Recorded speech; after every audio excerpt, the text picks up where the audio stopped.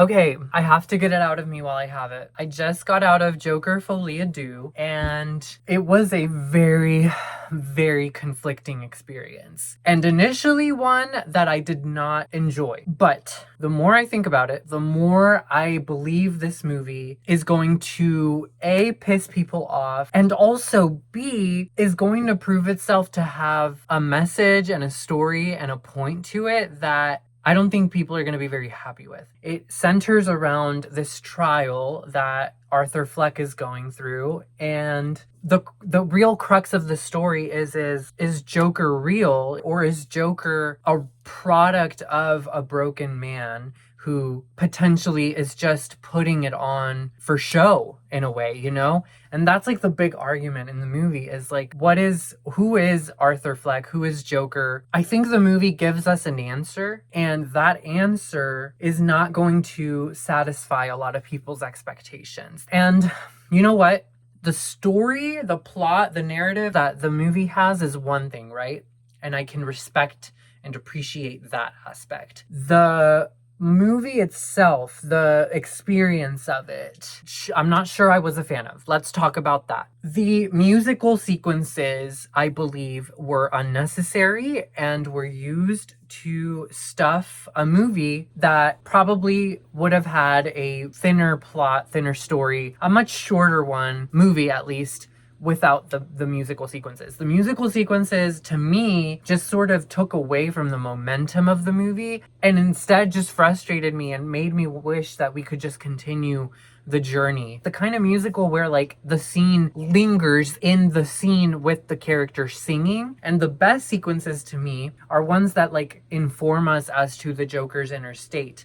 The ones that inform us as to what is going on in his mind. The ones that show things happening in them. That the sequences are more than just a character or two characters singing.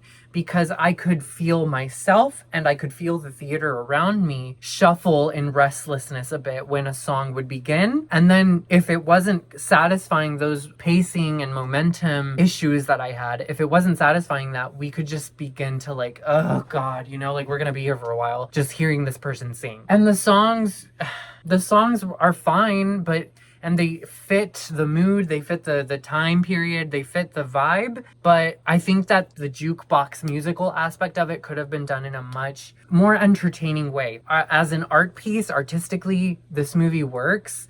From an entertainment value aspect of it, not so much. But the symbolism that was present in some of the sequences sometimes was nice. The layers that could be folded in were nice, but on the whole, it was kind of just a very straightforward, what you see is what you get type of experience that I think could have been fantasized a little bit more in a way that would have made it more visually and narratively interesting instead of just having these songs pushed in for the sake of them fitting in, right? Pacing, again, not the strongest suit. I really just wanted the movie to focus on the trial of Arthur Fleck and focus on Harley as well, and like who she is and her character and the winding of them and the movements that they go through. The way she is used is, I think in a way she represents the audience, and I think in a way that's why she becomes just sort of less than what I think she could have been, is how I'm gonna put it. This movie, I think I'm a little scared. I'm a little scared of the dialogue around this movie, but I'm glad it didn't do some of what I expected or suspected it might. I'm glad it didn't go exactly the direction I thought it would. I'm glad it did kind of catch me off guard. There's a point in the movie where I was so against what was happening, and then there's a point we reach where I kind of just had to accept what was happening and accept it for what it was, and just go, oh. I can't.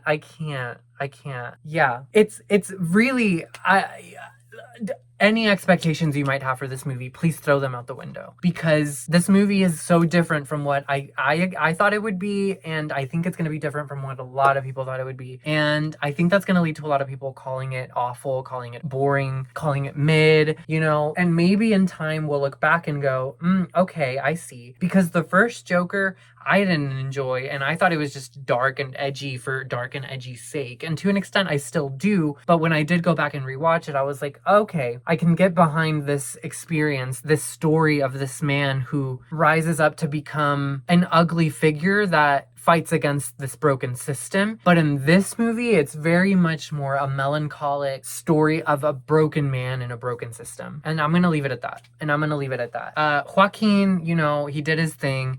Gaga, I think, could have been used way better. I did enjoy the trial court drama aspect of the movie a lot, and I would have loved a lot more of that. I think that would have been a stronger suit. I think this movie's resources and time distribution could have been used way better, and I think they were placed a lot into musical sequences that didn't need to go as long as they were, or if they were included, could have been more narratively well layered in, if that makes sense. But again, that's just wishing for a movie that didn't come out, and I wishing for Todd Phillips to have made a movie that he didn't make. I have to contend with what he did make, and I have to make of that what I will, right? And again, I appreciate the message that it gave us, even though in the end, it was quite tragic and unsatisfying to behold. So, yeah.